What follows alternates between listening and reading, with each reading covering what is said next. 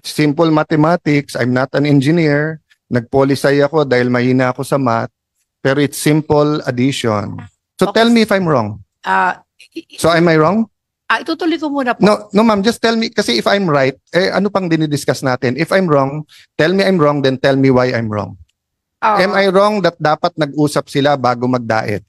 What's up mga kayo? Welcome back pa rin syempre dito lang sa Joe Malone TV. Tunay na balita, walang kinakampihan, sumasalamin sa katotohanan lamang. So wala pa naman doble, pero so far in design fees pa lang, 400B na, 400M. Sorry, 430M. Yung sa sinabmit nyo kay Senator Nancy, nakalamsam kasi dito general requirements, EAO and design fee 383,700,000. So hindi ko malaman magkano diyan ang design fee, magkano ang EAO at general requirement. Although ang EAO is 0.5%, di ba? Tama ba? So 0.5 ima-minus mo sa 73, so that's about 35 million if my math is correct. So mga sa 350 million, magkano dito ang general requirement, magkano dito design fee? So now, Your Honor, Paano po kayo nakapag-submit ng 381 kung wala kayong breakdown? Tatlong item lang po to, EAO, design fee, general requirement. So how did you come to the 383 million? Oh. Kayo sir nakapirma dito. Yeah, it was just requested to me because Sino ho nag-request? Tell me the truth. Wag ko kayo magturuan. Sabi niyo, it was just requested. So, sino nag-request ho sa inyo?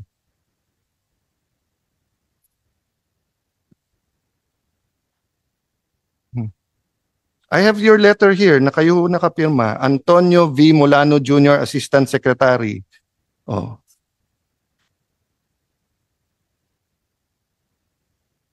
Ayan, no? Phase 3 WTC package 7.359 billion. Recommended for negotiation. Yes, go ahead, sir. Clarify po. May I Yes, request ma'am. Kung nasa inyo, ma'am, si Ivory, kung nasa inyo sa details. PMO. Pero bakit siya ang pumipirma kung kayo may alam?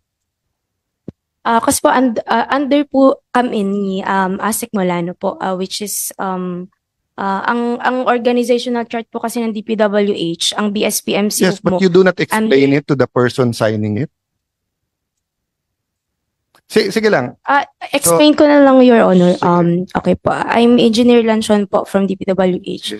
Thank So you. explain ko lang, sir, Your Honor, yung sinasabi po na design fee. As of now, ang ating pong approved na design fee due to revision of plans, due to pagbabago po ito ng plano, 40.9 million. Considering yung ating approved VO3, VO4, and VO5. So tatlo Yes. pa lang po yung And then sa VO6 Yes and po. VO7, phase 1, and Ang then sa VO6. VO1, VO2 ng negotiated, meron din design fees doon, di ba? Yes po, meron pong design And, fee. and if you add it all up, it will come to 170 million, correct? It's simple mathematics. I'm not an engineer. Nag-polisay ako dahil mahina ako sa math. Pero it's simple addition. Sir, as of now po kasi ang naa-account pa lang po natin kasi I'm not talking sir, about accounted. I'm yes po. talking about, nandun yun sa VO nyo eh. Nandun sa variation order kung magkano ang design fee. Kayo na nagsabi na bawat variation Opo. order nyo may design fee. Sir, i-clarify ko lang sir, iba po yung design fee ng VO, iba po yung design fee ng Yes, phase ma'am. 2.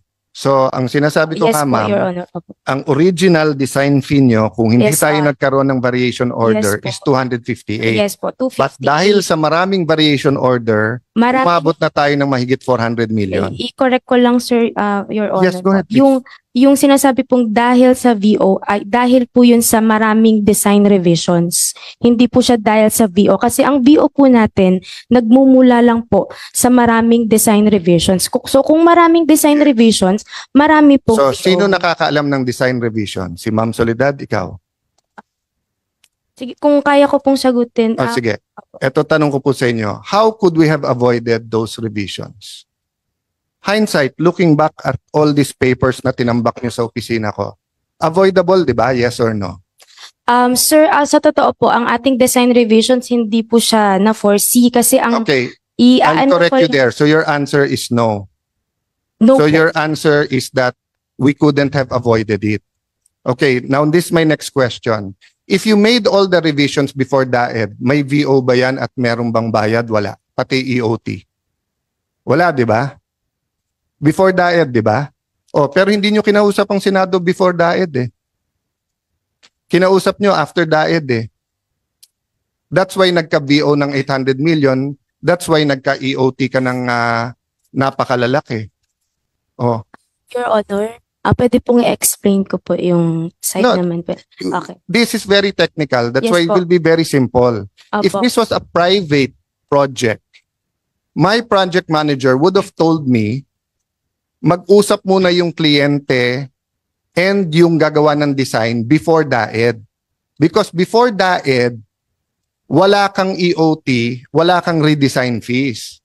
Kasi wala pa nga yung detailed architectural and design fee. Ito, sinunod nyo ba to? O dumiretso na kayo from concept to construction documents? Kahit sinong architectural school, kahit anong engineering school puntahan nyo, kahit sinong contractor ngayon puntahan mo, yan ang sasabihin sa'yo. Nanalo yung AECOM sa concept, pupunta ka muna sa schematic, sa design development, kakausapin mo yung end user, tapos pupunta ka na sa DAED. Kasi paano ka makakagawa ng DAED? Hindi mo namang kinausap yung gagamit ng building. Oh. Ang ginawa nyo, kinompute-compute nyo yung di ba? Yung ilan ng empleyado, ilan ng departamento. So hindi nyo alam yung isang departamento, 3 pala direktor. Yung isang department, isa lang ang direktor. Yung isang direktor, ang kaharap niya, computer lang. Yung isa, kaharap niya, 20 tao. Kaya nung in-inspect ni Senate President at kinausap, si Senate President, 3 linggo umiikot dito, bawat floor. Nakita ko mismo. Kinakausap niya empleyado, tinignan niya yung plano. Kaya nagrereklamo sa kanya. Na boss, paano nangyari? Ang laki-laki ng building, mas maliit pa opisina namin paglipat. Kaya tayo pa na revision, di ba? Kasi pinag-usap nyo ang Senate at saka ang contractor after DAED.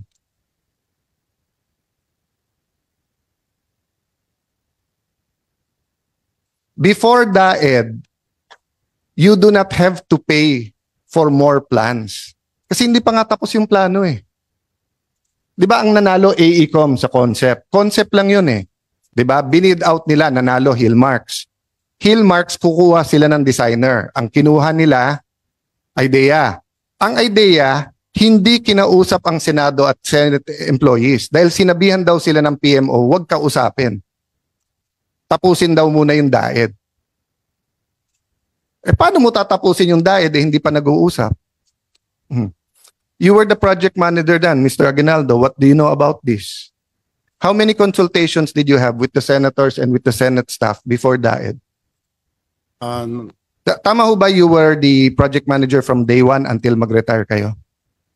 Yes, Oh. Mr. Chair. How many consultations did you have with the Senate employees? None, sir. None. How many consultations with the 24 senators? Wala ako nun, nasa DFA ako nun.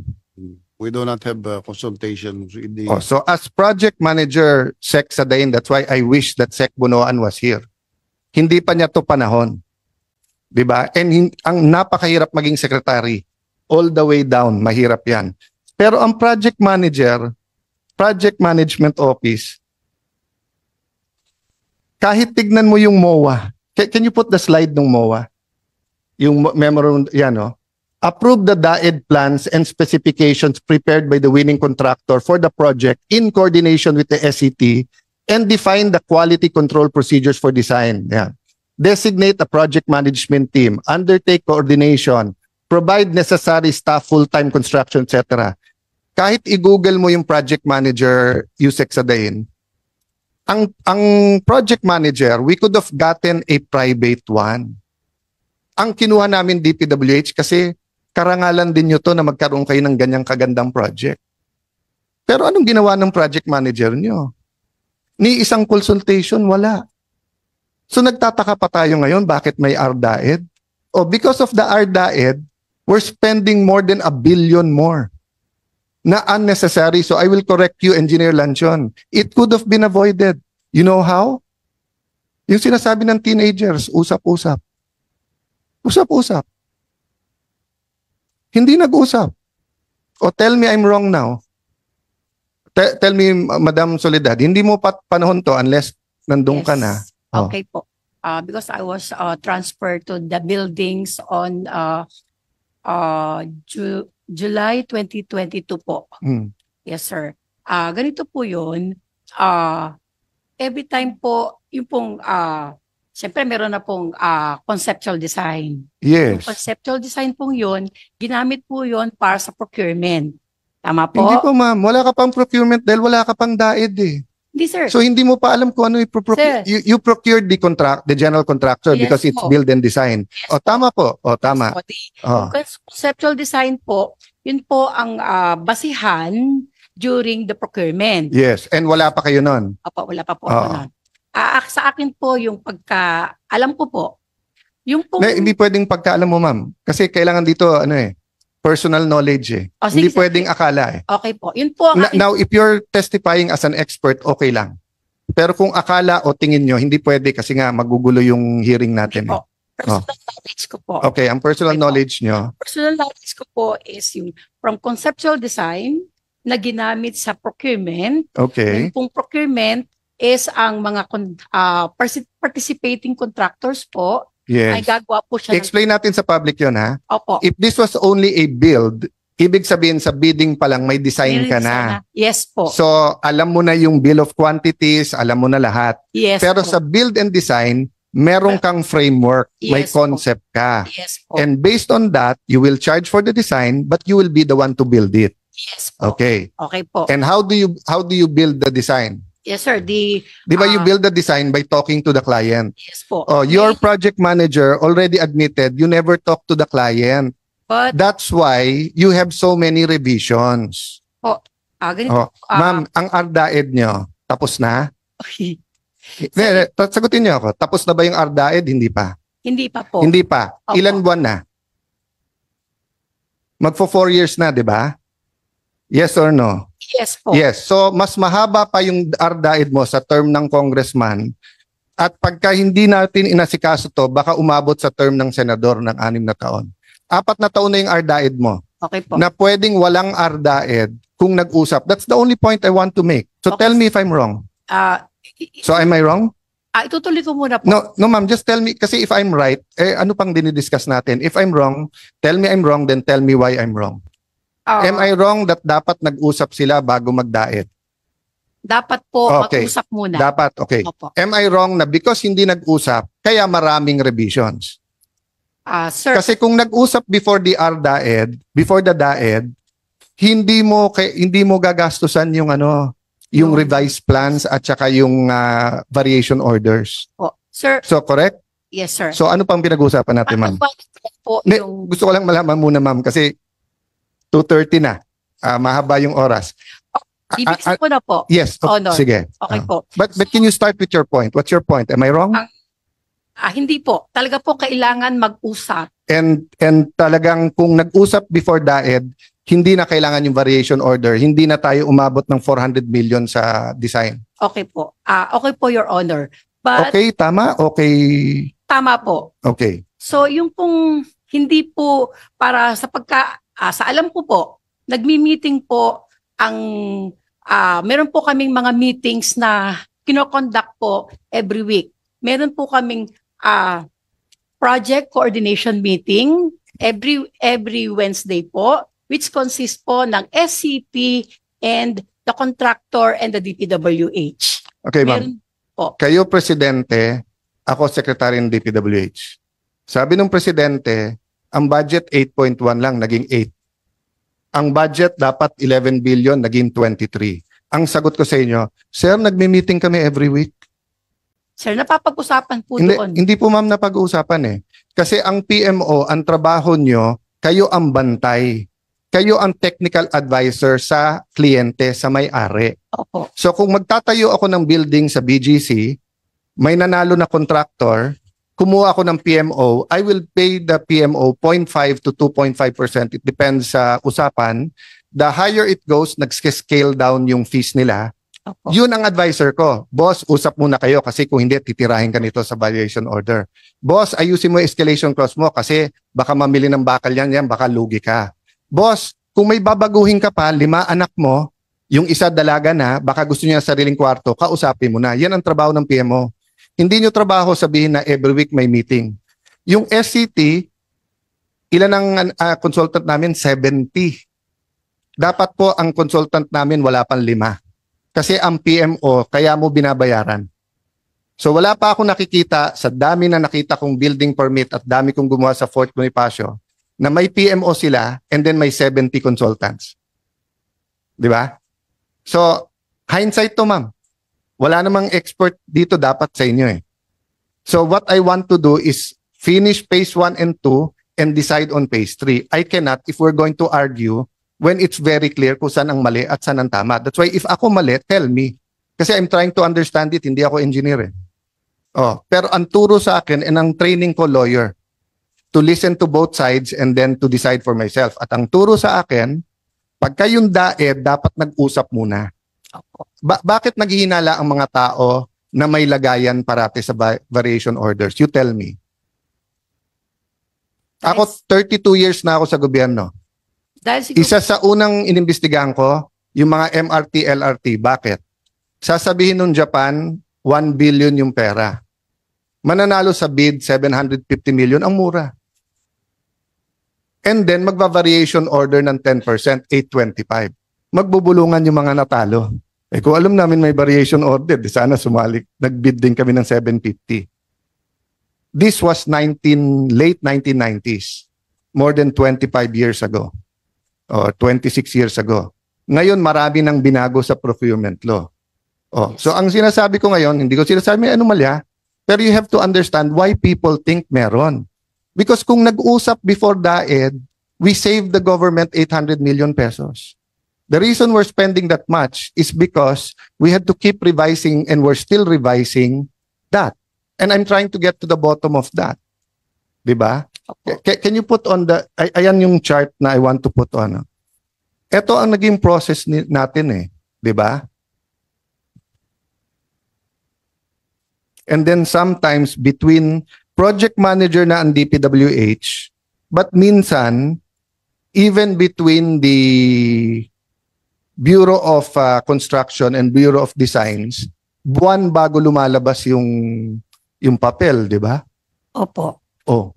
Dahil po sa pag-review, dahil po sa ang project Ano nga nangyayari yun, ma'am?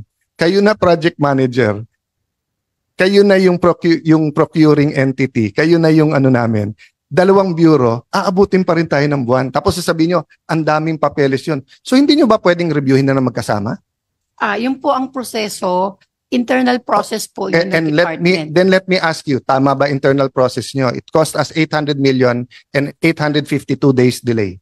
Kasi if you tell me tama, baka abutin ng 50 billion tong building na to. Kasi pag sinabi mong tama, hindi natin babaguhin. I'm not here to tell you mali. I'm not here to tell you bakit ganun sa. I'm here to nabaguhin ito. Nandito ako para makiusap kay Yusek Sadayin. Yusek, total, sa inyo naman ang PMO, sa inyo naman ang Bureau of Construction, sa inyo din naman ang Bureau of Design, hindi ba pwedeng mag-usap-usap, magsabay-sabay? Yes, Your Honor. Oh, yun yung sa akin eh. Kasi eto, tignan niyo yung date, oh. 30 months na yung wala pang RDAED. So I go back to my original question. May completion date na ba kayo? For everything, for the whole building. Do you think that our employees care for phase 1, phase 2, phase 3? Do you think the public, do you think the mayor of Taguig cares about phase 1? Tayo lang yun eh. What they care is when are we moving in at kailan ito matatapos? So it's a simple question, yes or no. Ikaw ang project manager, meron na ba tayong completion date?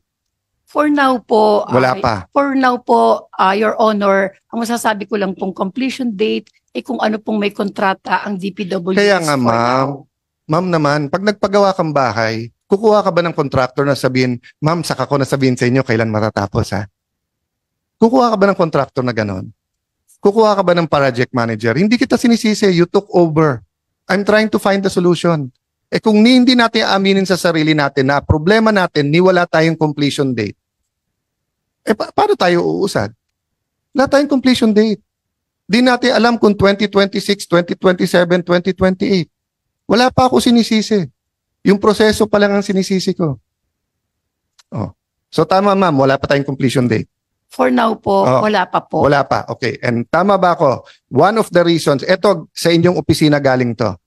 Lahat ng red, yan ang original schedule. And I have to thank you, Sec Sadain, napadali mo work ko by giving that. Thank you for this. I mean, I'll give you credit where credit is due, no? Nung hiningi kong timeline, that's what I had in mind. Thank you for giving us that, no? Although next time, peging soft copy kasi pinicturean ko, pina-type ko pa ulit eh. Yung kulay blue ba yan o purple, violet, yan yung bago. So even before Senator Escudero took place, yan na po yung delay. O, ang problema ko dyan sa violet, phase 1 lang yan. Di ba? Wala pa yung variation, hindi pa approve yung variation order 6 and 7 ng phase 1, di ba? So ibig sabihin, hindi pa tapos yan, pwede pang umaba yan. Okay. So kasi ma'am, kahit sabihin mong 77%, naalala ko yung isang MMDA chairman, matagal na to, hindi ko nasabihin ko sino. Sabi niya sa TV, napanood ko, 50% ng baha na solve na natin. Pagdating ng June, bumagyo ng husto, ang daming baha. Sinita ko, sir, bakit daming baha? Hindi, yan yung 50% na hindi pa namin na-solve. Hindi ikaw yon, boss. Matagal na. Matagal na yon, matagal na yon. Matagal na yon, boss. Matagal na. So, ito ang point ko, ma'am. Hindi nakaka-comfort sa akin as chairperson of committee accounts ang sabi mo 77%. And I don't blame you. Because if the 1% will take 3 years, then baliwala din. So, I'm happy you're saying 77%, meaning it's umuusad. But I want to know how to we get to 100%. Yun ang mission sa akin ni Senator Escudero. Sabi niya, pare, paki-review, pare, pakitignan, eksakto yung presyo, pero pwede bang tapusin natin? Di ba? So, yung variation orders na yan, pag hindi natin na-approve, hindi natin natapos, wala din yan. O, ganun din sa phase 2. Sa phase 2, ma'am, negotiated siya, hindi po ba? Hindi Yes siya bid. po. O, bakit naman, ma'am, may variation order pa? Ninegotiate mo na nga rin lang, hindi ka pa sigurado, tapos may variation order pa. So, kanino po yun, Sir Aguinaldo? Sa inyo o kay Ma'am Soledad na? Yung negotiated 2.375 billion. Direktor na po siya nun. Pero sinong PMO nun? Kami pa rin po. Oh, Siya yung director ko. Sir, pakipaliwanag lang sa akin sa pinakasimpleng bagay na hindi sumobrang inom ng kape ko ngayong araw na to. Pero pengi pang isa. Yung Paano po nangyari, sir, na ninegotiate nyo na nga lang, hindi nyo na nga binid, tapos may variation order pa rin kayo? ganito po yung nangyari. Yung proposed negotiated procurement na yon, nung inumpisahan po namin yan, time pa ni Senator Lacson. So gumawa na kami ng program for phase 2, that is the negotiated procurement. Sir, yung time ng negotiation, kahit simula pa ng panahon ni Enrile na 100 years ago yon, hindi yun ang pinag-uusapan. Ang pinag-uusapan, sir, hindi ka dapat pumirma na tapos na yung negosasyon at pumirma ka, panahon na ni Senator Nancy, nang tingin mo may changes pa. Pero Kasi nga, pag hinalaan tayo sa variation order, doon po kasi nagsimula, Mr. Chair, yung pangyayari. Hindi. Bakit? kailan kayo pumirma ng negotiation ng phase 2? Hindi ba ito lang 2002, 2003? 2023. 2023. Oh, bakit sisisihin pa natin si Senator Lacson? Hindi ko pa naman. Hindi, sir. Natapos ang term ni Senator Lacson, June 30, 2022. Si Senator Lacson, sa tagal ko siyang kilala, never siya na late, ha? Pag-usapan niyo, 8 o'clock, 7:45 nandun yon. So, wala akong duda pag si Senator Lacson, yung meetings, etc. Hindi ko alam yung ibang senador. Ako, na late ako 10 minutes so nag-apologize ako sa inyo. But ang sinasabi ko nga, sir, 2023 nyo, pinirmahan to, negotiated to. Okay, anong date po ngayon? Kailan yung una yung variation order sa phase 2? Meron pa rin pong Hindi, yung una po, propose. variation order 1. Wala pa pong approval. Kaya nga, kailan nyo pinopose yan? August. August. How many months, ma'am, after the signed negotiated?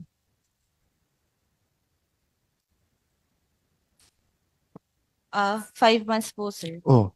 So sa period na yon, hindi nyo naayos para pag-negotiate nyo, hindi na tayo magba-variation order. Yun, kaya nga po inumpisahan ko yung kwento kasi nakagawa Hindi, na kami sige sir, submit mo na lang, but eto lang ang punto ko. Ang punto ko, di wag niyo ako mamadaliin sa 10 bilyon kasi hindi ako ganyan magtrabaho.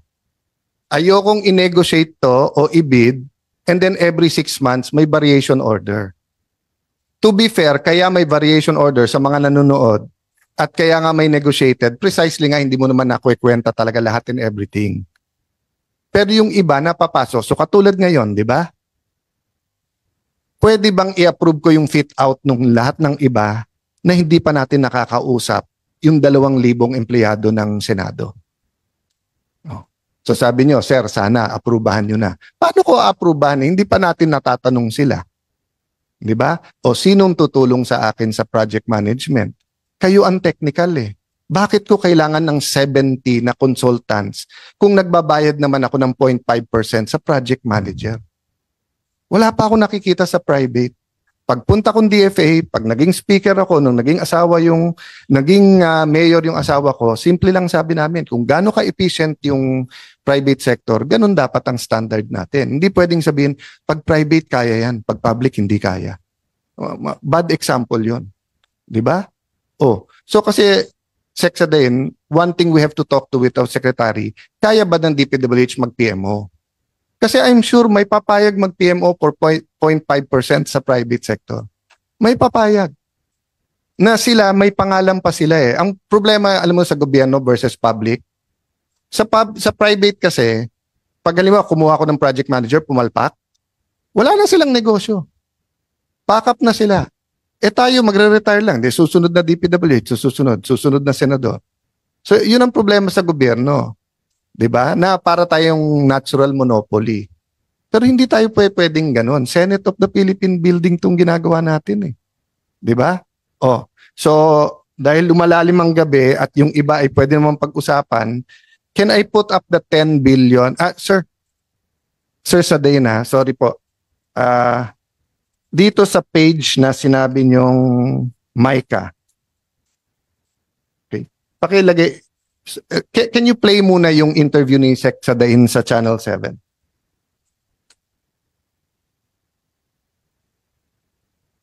Thank you. Thank you.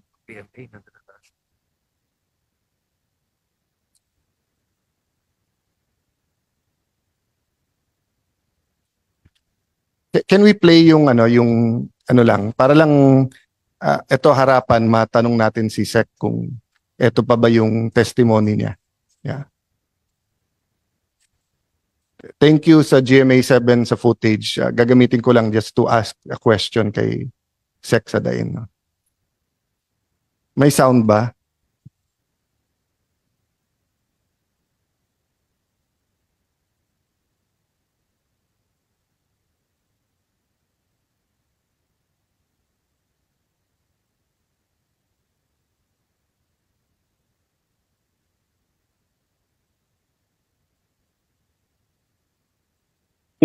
Under review.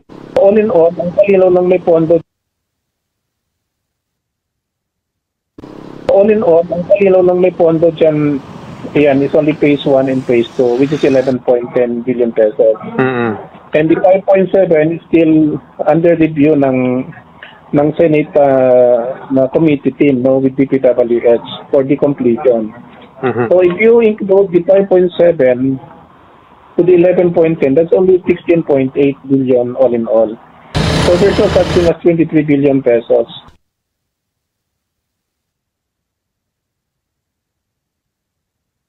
So sir, can I ask lang, kayo po yun, hindi deepfake yun ha?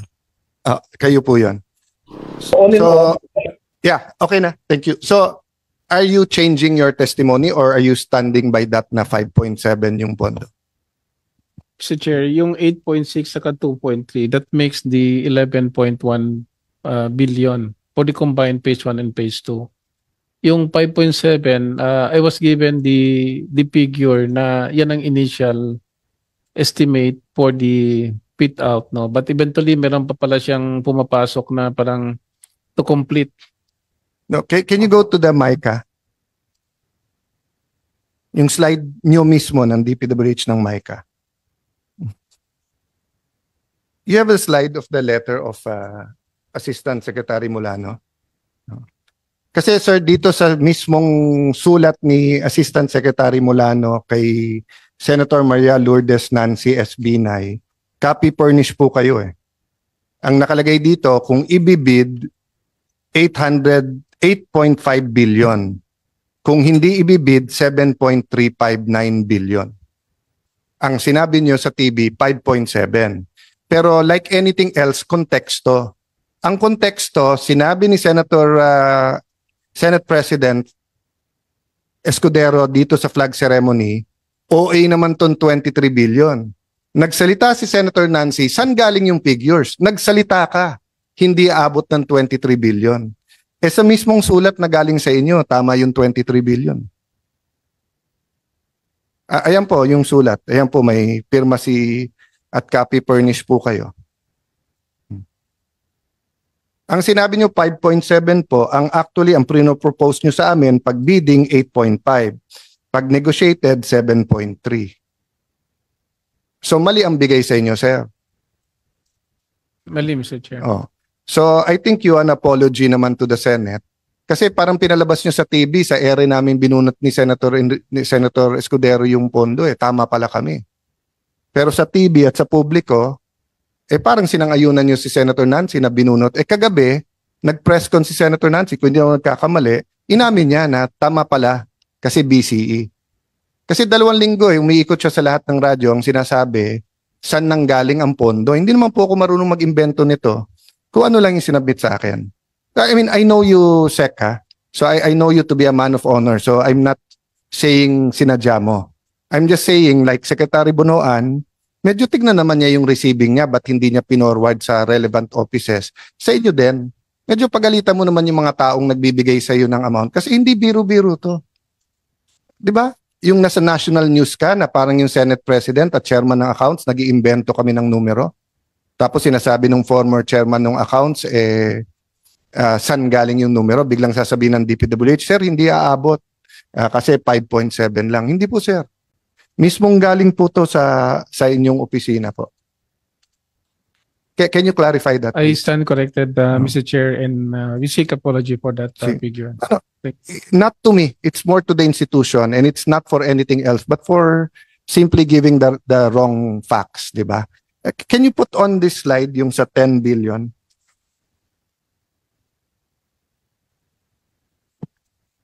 Yes. Yeah. Yes. Yes. Sige. So, sir, you don't, medyo technical at mahaba to, pero pwede bang himayin nyo para sa amin dahil project manager? Ano ang hindi pa kasama sa fit out nung basement to 6? At ano yung nasa phase 3 na fit out ng 7 to 11? But before that, a simple general question. Hindi ba yung 7 to 11, tenants lang kami at walang fit out yon? Hindi ba yun yung original concept ng AECOM at ni Senator Lacson? Yeah, Ma'am Lanchon, if you know anyone who ano. Ang pagkaintindi ko, yung original concept, yung permanente sa Senado, if-fit out na yun kasi alam nyo yung gusto nila eh. But ang 7th floor, nagne-negotiate sa House of Representatives na ilipat dito yung CA. Ang CA may sariling pondo, sila mag-fit out nun. Tapos ang mga senador, session hall na sa 6th floor naman, so meron yon. Pero ang 8th floor pataas, kanya-kanyang opisina, kami mag-fit out ng mga opisina namin. Hindi kasama sa kontrata. Tama ba ako doon? Mali. Yun yung original concept. Ma'am Lanchon, tama ba yun? Yun ba yung original concept? Hindi. I-clarify lang namin, sir. Bali po, yung pong mga sinasabi niyo, sir, nag-come up po yan during design coordination meetings na po. Kasi ang meron po si sa phase 1 na gagawin na basic architectural work. Yes. So meron po basically masonry works, may CHB po tayo doon, may partition po Yes. tayo Pero doon. core and shell. Core and Hindi shell fit po. out yun. Oh, and ibig pong sabihin may layout po siya doon. May basic architectural Yeah, works. so so that's why I use the word tenant, 'di ba?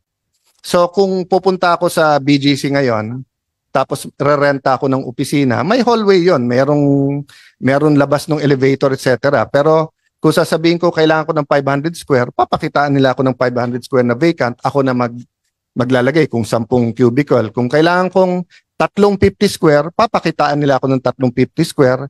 Ako na bahala kung carpet yon, kung yun yung fit out di ba? So ang tinatanong ko, hindi ba totoo na nung si Senator Lacson pa ang chairman at nung una to sa AECOM, tenant lang ang CA at mga senador. So wala talagang budget yan for fit out. So am I correct? Yeah, ma'am sa mic lang para malinaw. Considering po yung contract ng phase 1, wala po doon yung fit out works. No, I'm talking about the concept. Concept ng AECOM, concept nung I mean, kaya kayo project manager from the start Paano nyo bibigyan kami ng BOQ? Paano nyo kami i-advisean kung hindi nyo alam kung anong gusto ng kliyente at hindi? Sir, sa concept, Sir Aguinaldo, Basic architectural lang ko talaga doon sa 7 pataas. From yung offices ng Senator po. Okay. Yung 7 kasi originally under the phase 1, meron pong design yon na iba yung mag-occupy. Okay. Ngayon po,